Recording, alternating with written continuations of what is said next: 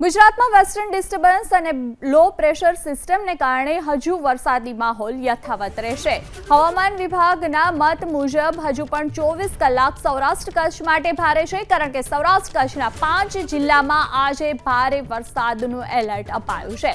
આજે કચ્છ, મોરબી, જામનગર, દેવભૂમિ, દ્વારકા અને પોરબંદર સહિત જૂનાગઢ જિલ્લામાં પણ વરસાદનું યલો એલર્ટ આપવામાં આવ્યું છે, જ્યારે અમદાવાદ સહિત મધ્ય ગુજરાતમાં સામાન્યથી મધ્યમ વરસાદ વરસવાનું અનુમાન વ્યક્ત કરાયું છે. માછીમારોને આગામી દિવસોમાં દરિયો ન ખેડવા માટે હવામાન વિભાગે સૂચના આપી છે.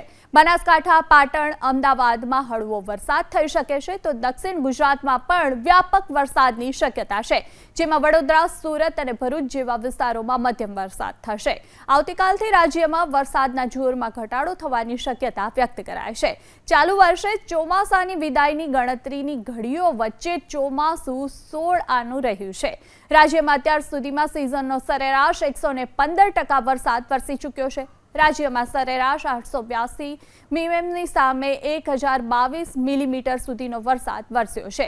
ઝોન વાઇઝ વરસાદની વાત કરીએ તો ચાલુ વર્ષે સૌથી વધુ 141% વરસાદ કચ્છમાં વરસ્યો, જ્યારે સૌથી ઓછો 104% વરસાદ સૌરાષ્ટ્ર ઝોનમાં વરસ્યો છે.